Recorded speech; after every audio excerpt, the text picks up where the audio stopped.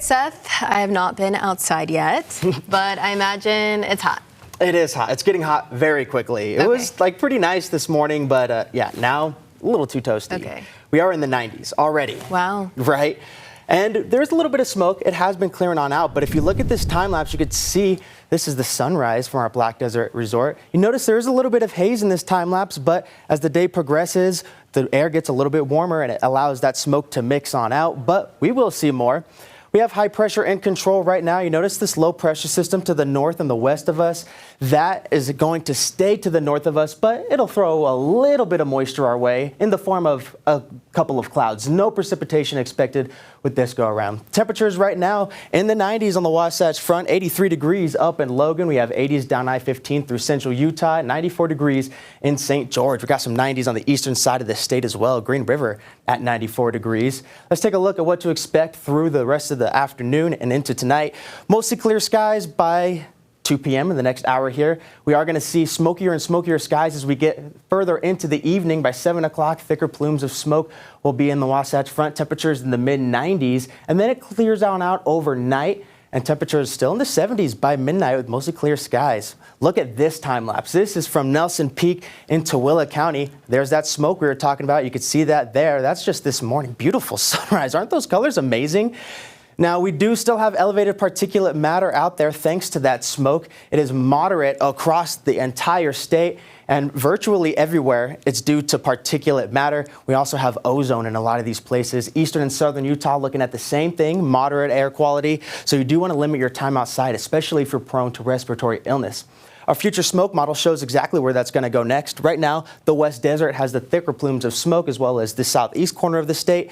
But as the day continues to progress, it'll push that smoke up into the Wasatch Front, northern Utah, the Wasatch back as well, the late afternoon and evening hours. And then the Monroe Canyon fire, that'll flare up again and start to push smoke into Castle Country and the eastern Uinta Basin. And then, of course, we have those fires down in Arizona that are going to continue to push smoke over 120,000 acres. That's what the Dragon Bravo fire is at, and it is not slowing down, it seems.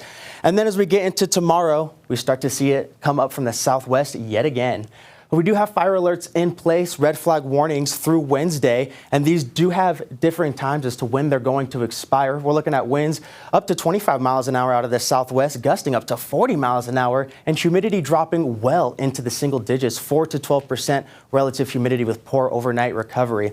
So the Wasatch Front, the West Desert, and the Wasatch back into Cache Valley, that expires tonight at 9 p.m. And as we get into tomorrow, it'll be central and southern Utah that are holding on to that. And then as we get into Wednesday, the southern or the central mountains and the Color Country mountains expire, which is great news. The Monroe Canyon fire is right around in that area. But we do still hold on to a red flag warning for a lot of these areas into Wednesday. And it could be extended even further. They've been extending it every day for the past week or so, I want to say. Our upper level futurecast shows we have this dry air mass transporting that hot, dry desert southwest air into the Beehive State, keeping that moisture to the north of us. We do expect breezy conditions as we get into the middle of the week. We have this low pressure system to the northwest of us, that high pressure is still hanging on there. And as they get closer together, that'll increase the pressure gradient and therefore increase the winds. So we're going to get a stronger southerly wind, which is going to drag more hot, dry air across the state Wednesday into Thursday.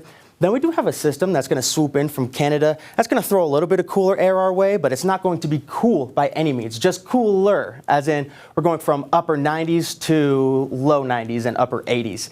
And then high pressure remains in control. And unfortunately, as we take a look at the next 6 to 10 days, not a whole lot of relief. We stay dry, according to the Weather Prediction Center. Regional forecast tomorrow, or for today, shows we are going to be topping out just about 2 degrees above average. 90s for a lot of us, 89 degrees in Cedar City, 104 will be the high in St. George for today.